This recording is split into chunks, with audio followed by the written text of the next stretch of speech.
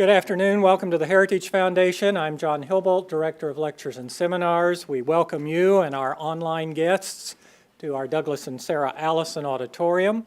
We, of course, ask everyone in-house if you'll be so kind to check that our various mobile devices have been silenced or turned off as we prepare to begin. For those watching online, you're welcome to send questions or comments to us at any time, simply emailing speaker@heritage.org. And of course, we will post today's program on the Heritage homepage for everyone's future reference. Welcoming our special guest is Salim Firth. Dr. Firth is a research fellow in macroeconomics in our Institute for Economic Freedom. Before joining us here at Heritage, he was a visiting assistant professor of economics at Amherst College and a visiting research scholar at Northeastern University. He earned a doctorate in economics from the University of Rochester. He also holds a Master's of Arts degree in economics from the University of Rochester and a Bachelor of Science, also in economics and international affairs from Northeastern University. Please join me in welcoming Salim Firth. Salim?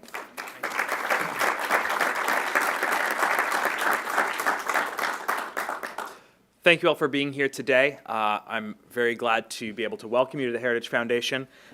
We are committed to economic freedom, to prosperity, to civil society. So we are very excited about this event because that's what we are seeking in Puerto Rico across all sorts of lines. The Heritage Foundation has been engaged in the question of how to restore growth and prosperity in Puerto Rico over the past few years. And you know, our interests, our goal is to expand economic freedom and maintain rule of law for the sake of everyone involved. That doesn't always make everybody happy. Rule of law, for instance, does not always mean that bondholders get paid. Economic freedom does not mean that every business succeeds. As some of you are very keenly aware, Heritage Foundation was skeptical of the Promesa bill that came out of Congress last year, which sort of has created the framework within which negotiations are taking place now. Today we are actually able to invite the sponsor of that bill, Representative Sean Duffy.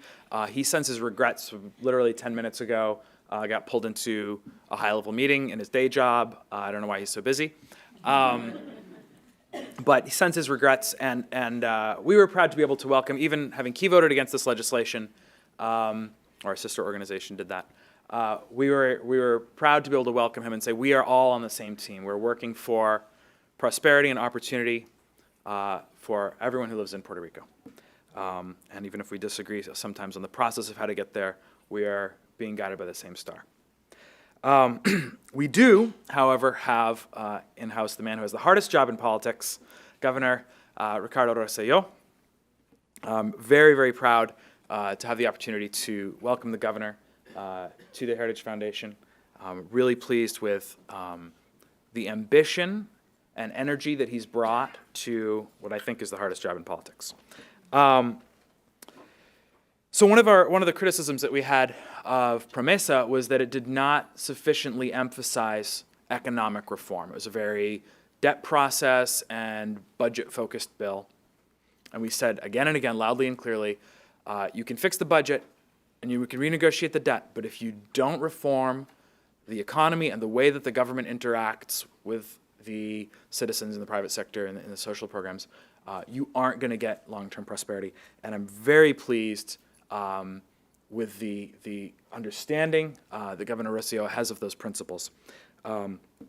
He's going to get to talk about in detail some of the things that his administration has done and is aiming to do. They're coming up on 100 days, as is another administration in this area. And two things that really impressed me that have already been done. So we're not in the ambition category here, we're in the accomplishment category. The first was a labor reform law that, you know, in a very short version, I think it moved Puerto Rico's labor laws from being kind of like France to being kind of like the rest of the US. And you know, we know what the results of European-style labor laws are. And I would point out, so some of you picked up the paper of mine that was outside, Puerto Rico has a far lower share of its income going to hired labor than any state in the union. So it's not as if these, dirigistes labor laws were helping workers. The result on the ground was that Puerto Rico had an extremely low share of income going to workers, and with reform and prosperity, that will change and grow. The second one is one-stop construction permitting. This is a huge deal. It only came out this month. We'll see results as we go forward. But we're all very well familiar. The World Bank does this, doing business survey, and Puerto Rico on the difficulty of starting a business, building a warehouse, right, a very simple business activity, was just down in the dumps globally, far, far behind the mainland U.S., which they measure in New York and L.A. And so this change will let you get all the permits that you need to build a building in one spot, online, and construction is 1/2 of capital investment, right? 50% of capital investment is just simply buildings. And to be able to build those quickly, attract investor money, have clarity about what you can do if you want to invest in the Puerto Rican economy, that is the kind of thing that creates growth. So very happy about that. My message to the governor today is don't rest on your laurels. These are two really good steps. You've taken others you'll talk about. Keep going. Keep the energy up. Today has almost convinced me to be an optimist, but mostly I'm a pessimist. And it comes with the professional territory. But mostly I'm a pessimist on Puerto Rico. I think that it will take a shared sense of urgency and concerned effort by all parties and all sectors, plus some good luck, to restore prosperity and growth to Puerto Rico. So I'm rooting for everyone there, but I don't take this challenge lightly. This is not the kind of thing that is going to be fixed in 100 days, maybe not even in one administration. But we're seeing steps in the right direction, and I want to hear more about those. So let me introduce our keynote speaker today, although he needs no introduction. Ricardo Rossello was sworn in as governor of Puerto Rico on January 2, 2017. Rossello holds a PhD in bioengineering and neurobiology from the University of Michigan and a bachelor's degree in chemistry and biomedical engineering with a specialization in development economics from the good university in Cambridge, Massachusetts. He was a postdoc at Duke University and went on to work as a professor at the Metropolitan University and as an adjunct professor at the Medical Sciences campus of the University of Puerto Rico.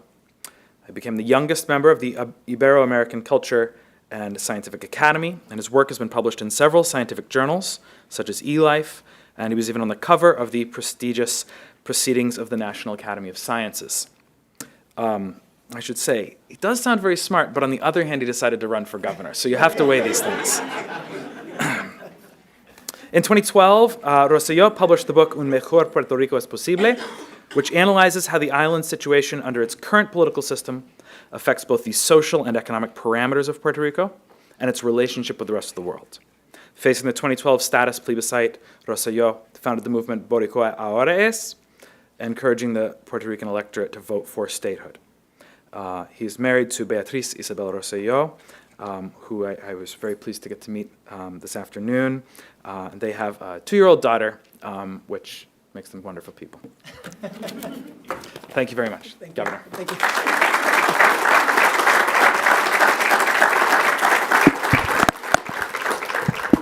Sounds like that introduction was written by my mother. Thank you, including the not being too smart after running for office. First, let me say, for those of you that might be questioning, no, I am not the junior staffer of the governor. I am actually the governor of Puerto Rico, and I am very excited to be here today. I want to embark on a little bit of a journey today with you, and talk a little bit about the recent history of Puerto Rico.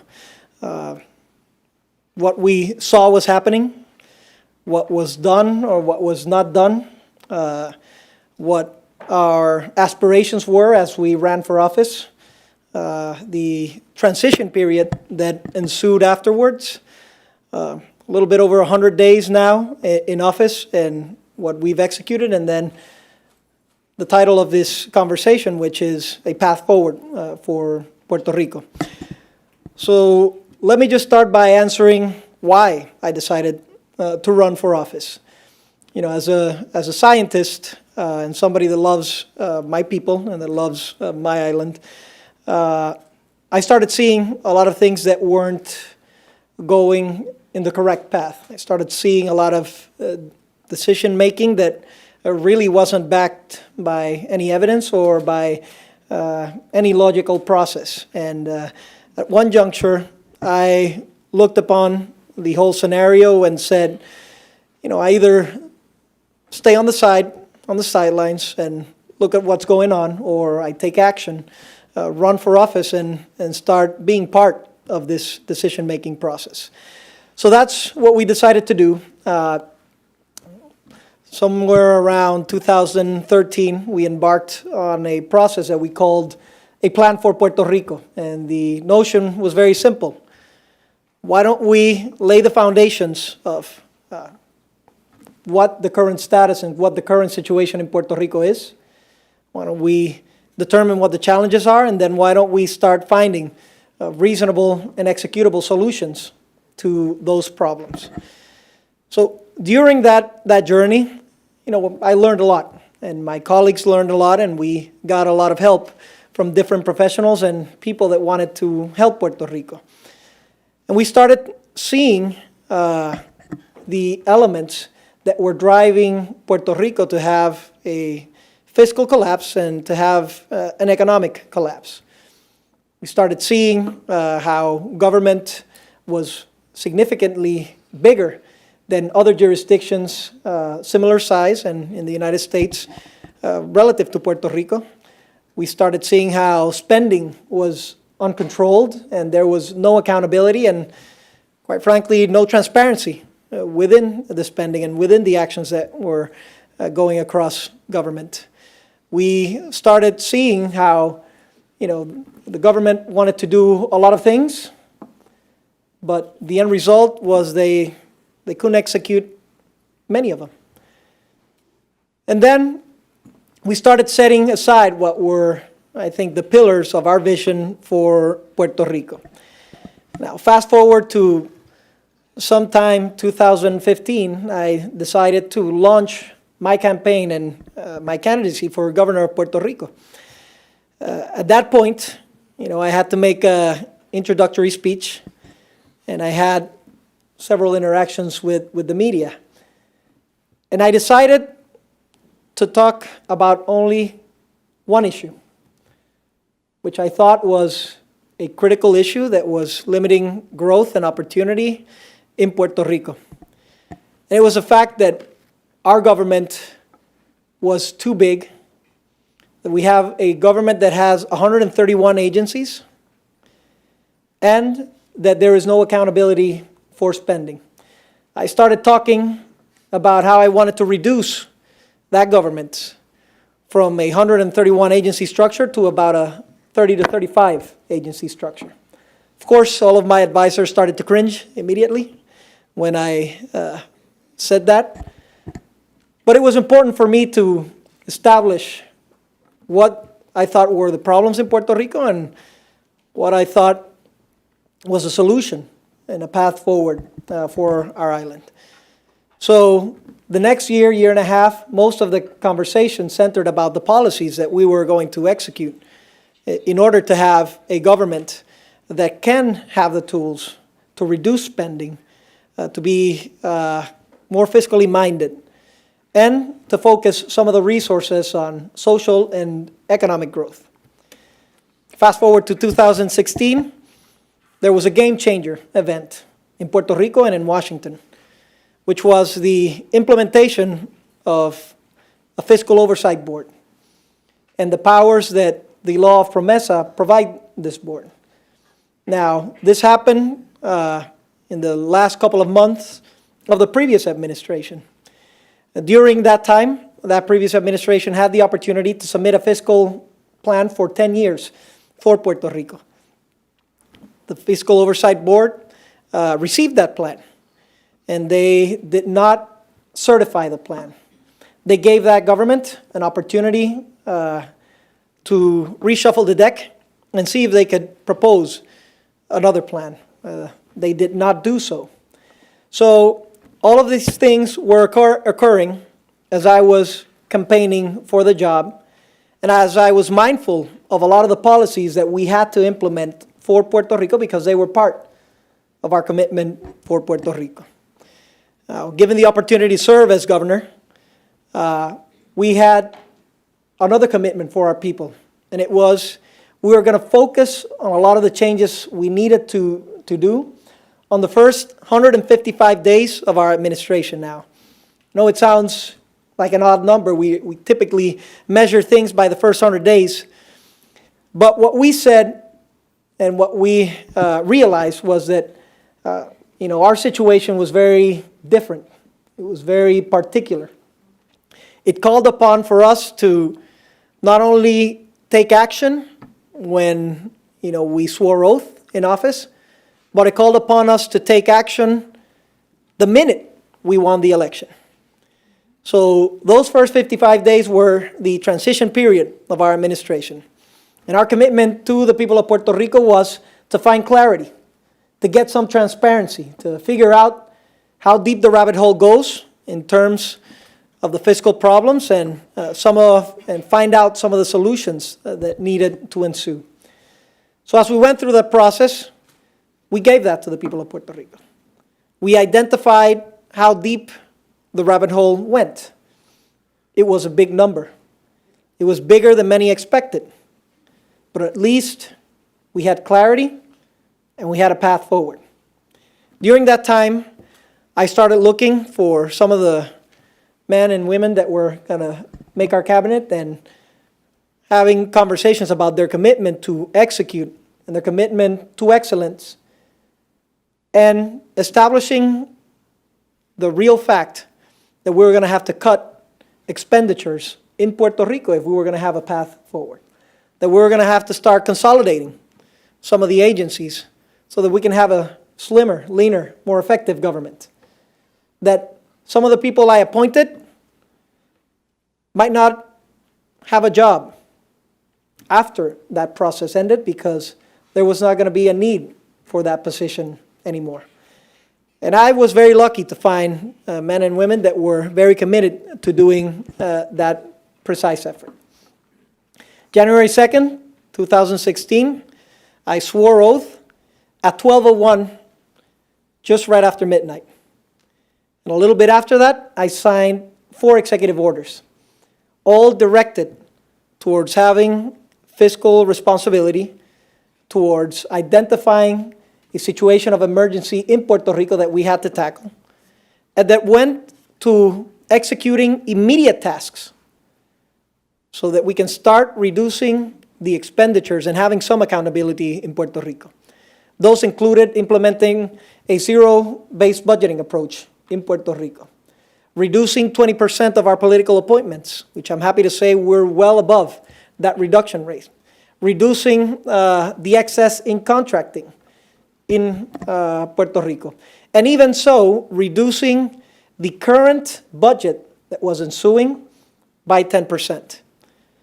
So those actions we took on the very first day in office, and we followed suit by submitting 10 new bills to the legislature so that we can have a quick path forward for Puerto Rico in the next coming 100 days. The results after that have been the following. We've been able to pass 22 laws in Puerto Rico, more so than any jurisdiction in the United States at that juncture. 7 structural reforms. Salim stole my thunder and already told you 2 of them. But 7 structural reforms that would directly affect what the fiscal landscape was and that would allow us to push forward in terms of economic growth. We also had the challenge of producing a fiscal plan in 58 days that would be certifiable and that would come from the government of Puerto Rico as opposed to a non-elected board. We also had and continue to have the challenge of sitting down with our creditors and renegotiate the terms of those credits in good faith. We also had to go in to all of those 131 agencies and see what the runoffs, the expenditures were, start putting some controls, creating task force and getting groups together that would actually execute what the policy was. So in those first 100 days, we were able to accomplish a lot, but I second your opinion, Salim. We still have to do a lot more. On the economic front, our commitment with Puerto Rico was to drive forth 4 structural reforms that would enable us to create an ambience that would state that Puerto Rico is open for doing business. The first one was the labor reform law in Puerto Rico, something that was talked about for decades in Puerto Rico, but that was never executed. We were able to execute it within the first 30 days of our administration. Second one, permitting law, a modern permitting law, something that needs to be evident, that is necessary for growth, is for investors and people and stakeholders to know that if they want to grow in Puerto Rico, they will have a path forward as opposed to obstacles. So we designed a policy that would ensure we use the best technology available, that would centralize all of the information, that would simplify the requirements of the permitting, and that would enable immediate permitting should you have an engineer or an architect that would validate these approaches. Right now, parallel to the federal government, we're looking at our third critical structural reform, which is a tax reform. And in this sense, our objective is very simple. Puerto Rico, we have very high evasion rates. And typically the strategy has been increasing the rates. Increasing the rates only puts a higher burden on those that are already paying. So what our strategy will be is to see if we can increase the base, identify evasion, establish protocols that make it easier for people to pay their taxes. And just recently, without even having to go through the legislature with this, based on pure execution, our Treasury Department was able to get over $60 million more in revenues than what they got last year and than what was expected, just on the single strategy of being more open to people. So there is an alternative to doing this, and our objective is clear. Let's widen the base, and let's reduce the rates so that we can make Puerto Rico a more competitive jurisdiction relative to other states and to other countries. And the fourth critical reform, which we're working diligently right now, it's an energy reform. As you know, in Puerto Rico, we have a monopoly-type system that's ran by the government where we have high rates and low reliability. And we aim to change that. We aim to change that with a collaboration with the private sector and stakeholders so that they can generate part of the energy at more competitive rates so that it is a benefit for the people of Puerto Rico and for the stakeholders that want to get involved in Puerto Rico. We also amended our public-private alliance law, which was already a gold standard within the United States, and we made it even slimmer and more effective than ever so that we can call upon those that want to invest in Puerto Rico to see the opportunities and to help our economy grow. I'm glad to state that just this past week, we had our first P3 summit, Public-Private Alliance Summit, whereby we had the participation of over 900 potential investors and looked at over 80 projects to be done in Puerto Rico. So, excuse me. So one thing is the legislation, one thing is the bill, the other thing is the action that our administration has taken so that we can achieve results. And we're very pleased and very confident that by seeing people from 24 countries come to Puerto Rico to evaluate the opportunities in areas of infrastructure, of energy, technology, and so forth, that they also see a new path forward and a new paradigm in Puerto Rico so that they can come and invest as well. We're also looking forward to externalizing some services and some critical services that we're doing in government in Puerto Rico. We've already started doing that. The promotion of Puerto Rico has been a task carried by the central government for the past years. It has been a problem to promote Puerto Rico, to say the least. Many of the people here and many of those watching at home might think that Puerto Rico is this tourist hotspot where we get a lot of tourism and where a large chunk of our economy is based on tourism. The reality is very different. Tourism only represents 6.5% of our economy.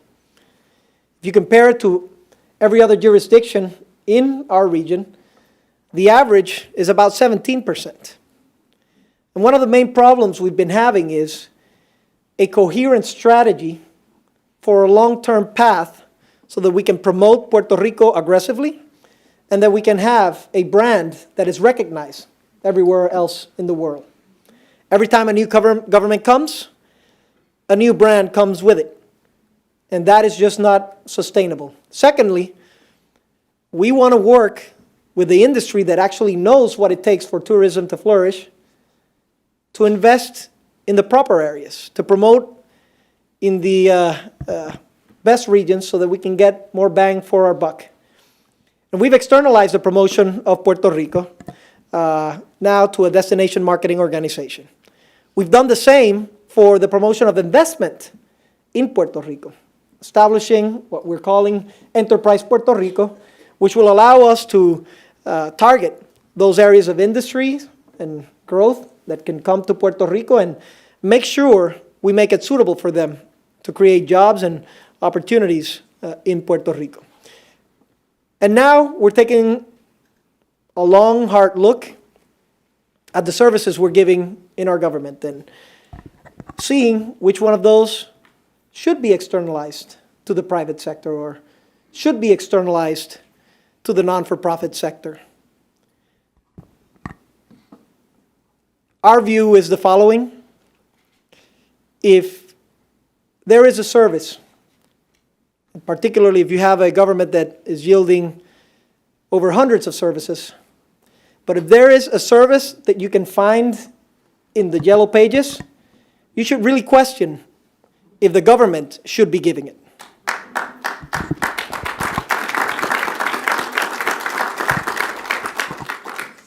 So we're on that path, and we're on that path now with a fiscal plan that a lot of people thought we weren't going to be able to get certified. 58 days for the new administration, a lot of challenges, a lot of work had to go in, but luckily we had been working in anticipation of this moment for the previous 3 years, looking at ways that we can cut costs but not affect growth in Puerto Rico, looking at ways where whatever we cut was not just to make ends meet on a snapshot basis, but would provide for a better or more effective government to ensue pushing forward. So this fiscal plan was certified, and now we're using it as part of the strategy in order to right-size government. We have to make significant reductions to enhance some of the revenues in different areas where are necessary, and make sure that Puerto Rico is in a path forward to a sustainable government. 131 agencies is not sustainable. Borrowing uncontrollably is not sustainable. Intergovernment borrowing, as was occurring in Puerto Rico, is not sustainable.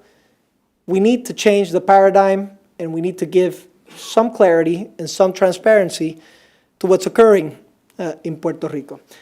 So now we're tasked, and our team is tasked, making sure that we can execute this plan.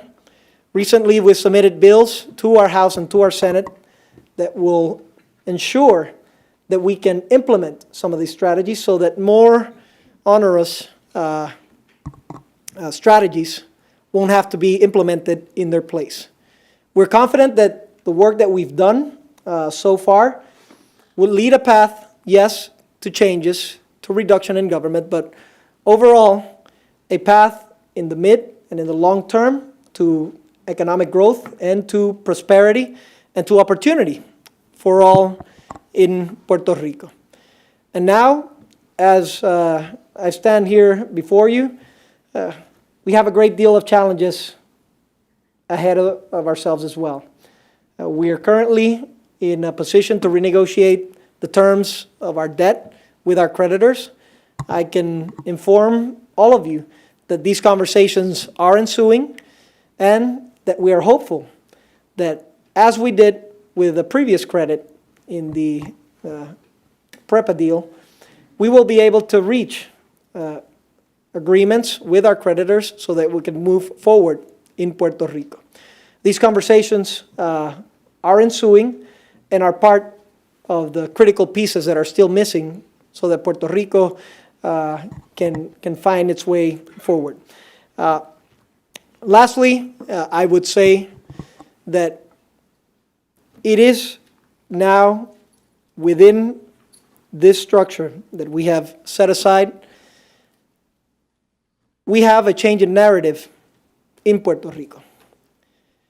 Before, the idea was to spend away, to borrow, and to come to Washington to get a bailout. Our narrative is different, and it is important for everybody over here to understand that. It is not the same narrative. Our narrative is we're going to put controls, we're going to work with a solid plan, and we don't want bailouts. But we do need collaboration from the federal government so that we can have a runway to execute many of the policies and many of the challenges that we have in Puerto Rico. One said challenge is in the healthcare front. Right now, Puerto Rico has a lower per member per month cost than the average of the cost in all of the states in the United States. As a matter of fact, it's 3 times lower than that of any other state in the nation. And yet we've been able to work with this model, provide services for the people of Puerto Rico, recognizing that we don't have equal treatment in this funding. Now, with the changes that are ensuing, right now there is a question if Puerto Rico will get some funding or not. There have been efforts so that we can argue that this is not a bailout. This is what was allotted to Puerto Rico in the first place and what is needed for us to have a runway in the next year so that we can execute certain changes to our health industry in Puerto Rico. Within the next year, we're going to implement strategies that will reduce spending in healthcare at a rate of about $300 million, which include detection of fraud, reduction of administrative costs, rationalizing of drug benefits, and so forth. And at the same time, we're also proposing a novel concept, a new model for Puerto Rico that will provide more options to the patients, that will allow us to reduce cost significantly, and that will allow us to also have better oversight of providers in general. I'm pleased to announce that just yesterday, we had a meeting with Secretary Price and with Administrator Seema Verma, and we talked about all of these aspects. And later in the afternoon, we received a letter from Secretary Price after we had the conversation, stating that he understood that Puerto Rico needed these funds in order for us to have the framework to have a sustainable healthcare system. And this is a critical point. We're not coming to Washington to ask for money just because we need a little bit extra. This capital is the difference between us having the capability of having a system that can work, that can get to the next year, or having the system collapse because we don't have enough funds to negotiate the terms with our MCOs and our providers. So this is a critical decision that will ensue in the coming weeks in Washington. And we implore the support of all of the stakeholders, recognizing that although it is a situation that is critical in Puerto Rico, it has a significant effect on the states as well. A collapse of the healthcare system in Puerto Rico would provoke an even greater massive exodus to the states, where that citizen is going to cost that state 3 times as much of the same federal dollars that would be used in Puerto Rico. So I would just ask everybody to see where we're headed with Puerto Rico. I would challenge anybody to find a more fiscally aggressive agenda anywhere else in the nation. I would challenge anybody to find a more aggressive agenda in terms of the bills that we're proposing and the reforms that are ensuing. And now we have a path forward, and we still have many questions that need to be answered. Questions on the taxing side, questions on the healthcare side, and questions on the definition and on the ultimate political status of Puerto Rico. And this is a critical juncture in our history.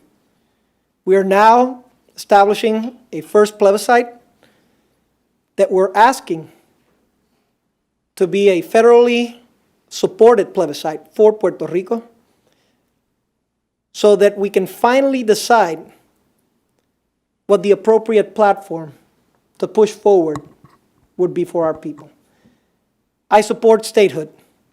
I support statehood because not only do I think it's the best solution for the people of Puerto Rico, I think Puerto Rico would make a great and wonderful ally to the United States as well. I support statehood because as an American citizen, I cannot fathom that we're in the 21st century and that the nation of liberty, of opportunity, of freedom still has a colonial territory within its grasp.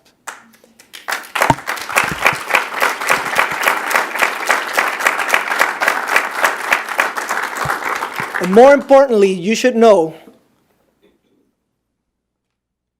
that Ronald Reagan also supported self-determination and also supported statehood should the people of Puerto Rico choose that.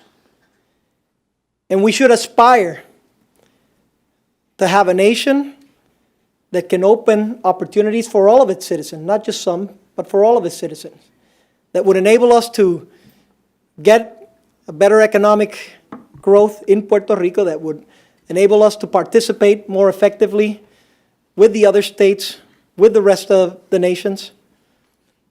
And this is a critical path forward. And, I've talked a lot about policy.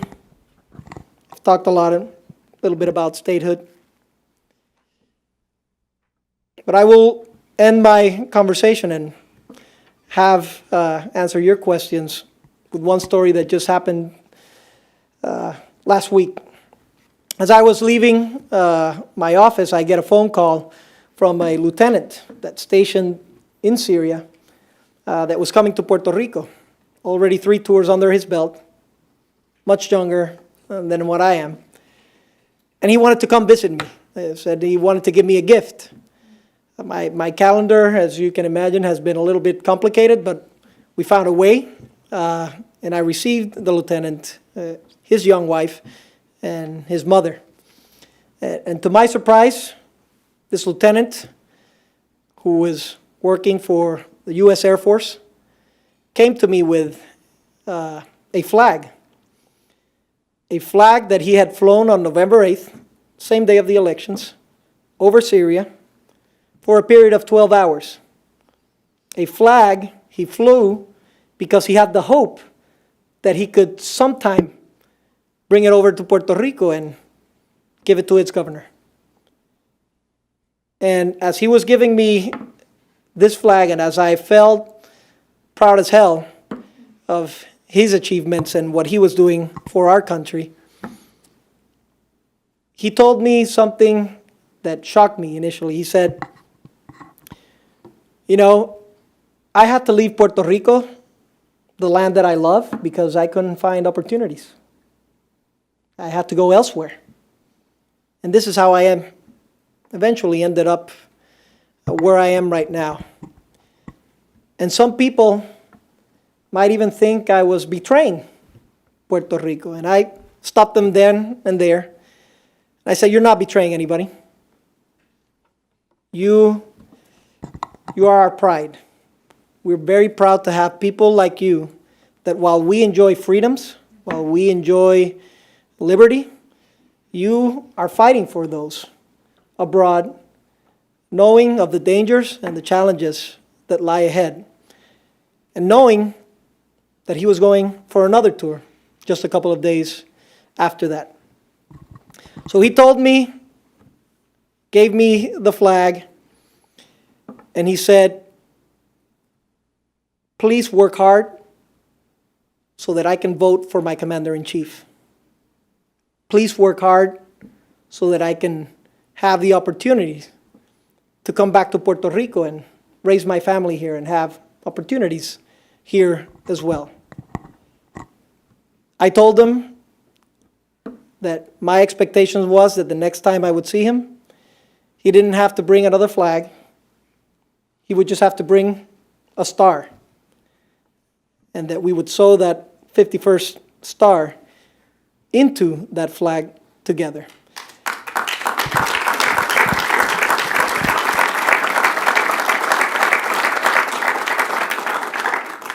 Please, please, don't let me fail the lieutenant on his wishes.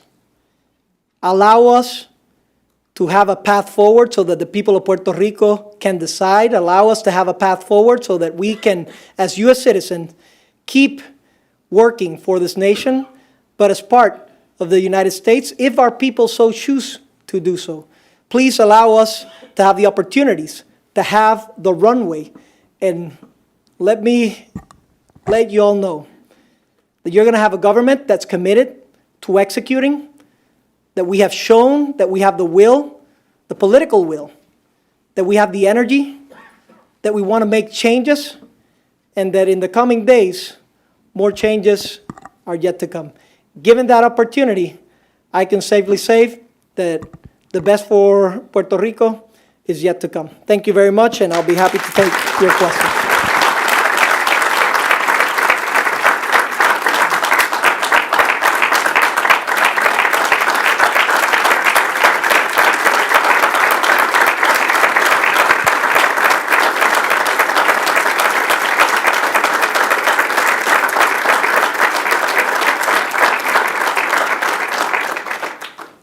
Thank you so much, Governor. I'm sure there's a lot of questions in this audience. We have time to take a few. My colleagues have microphones. I'm going to recognize questioners. If I've pointed to you, wait for the mic to arrive. Please identify yourself and any affiliation, and keep your question to a question. So, questions.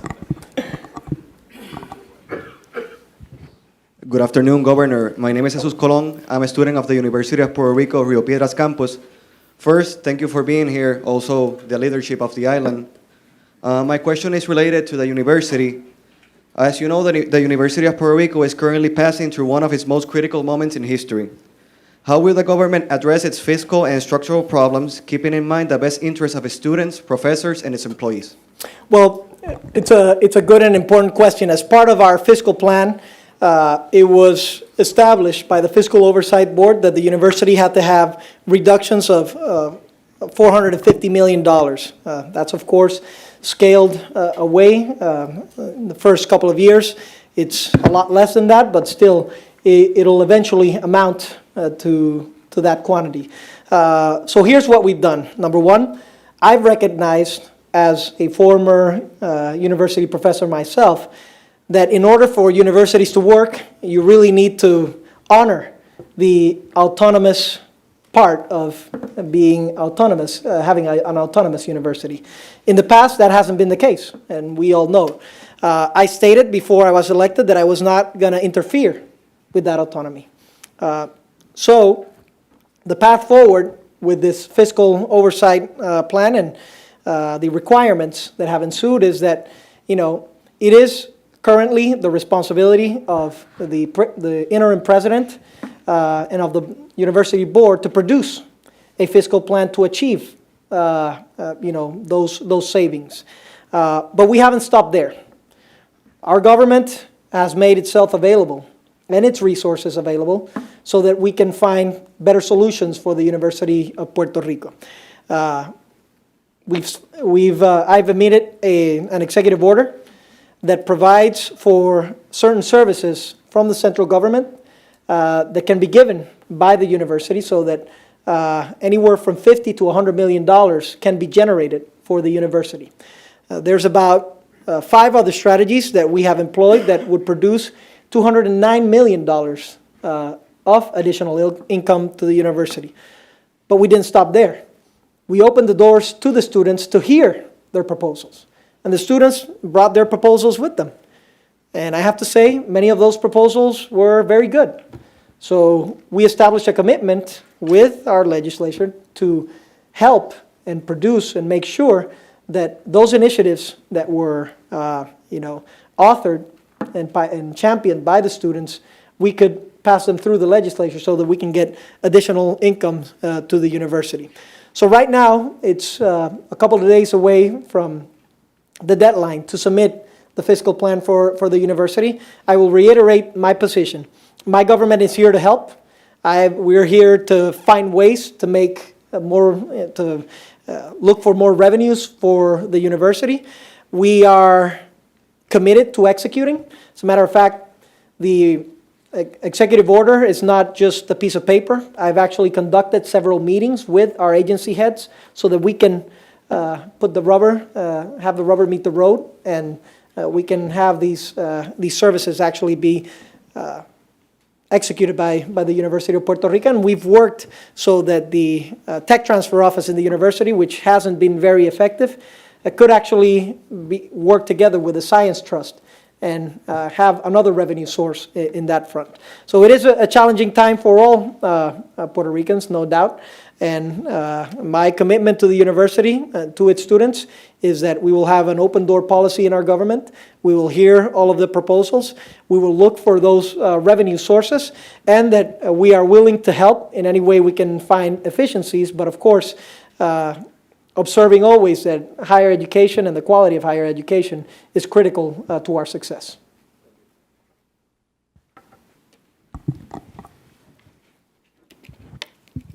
Thank you for coming, Mr. Governor. Thank you. My name is Kevin McClintock. I'm the president of the Puerto Rico Statehood Students Association.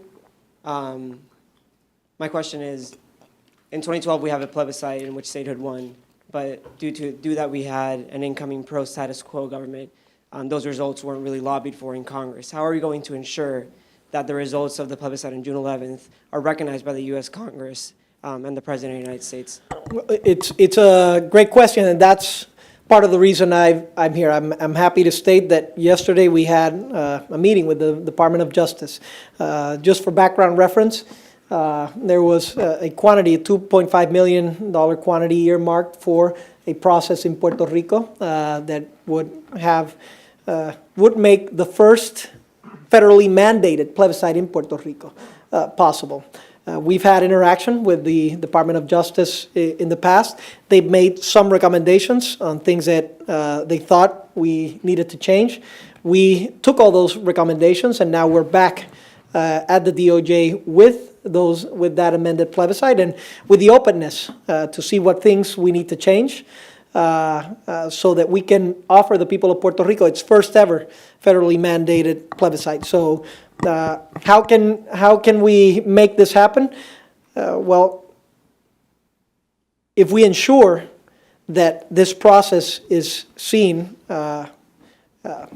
transparently, if we ensure that we can give a path forward for opportunity, as Reagan asked for in the past, that Puerto Rico could have self-determination and the federal government can abide by this process, then this process would be different altogether. It would be the first time that the federal government puts its hand in this process. It would be an opportunity for the people of Puerto Rico to vote between the clear alternatives, and that alternative should be then, and that choice should be respected by the United States Congress, seeing as democracy is a critical guiding force in our in our system. So I fully expect that we are going to have that binding process, and once we have it, I can assure you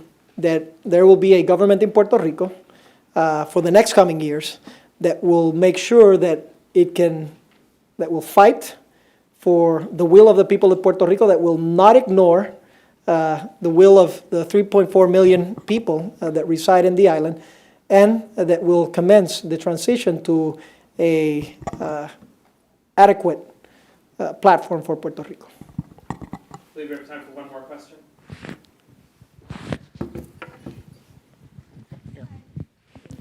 My name is Carla Moondry. I'm originally from Puerto Rico, government affairs consultant here.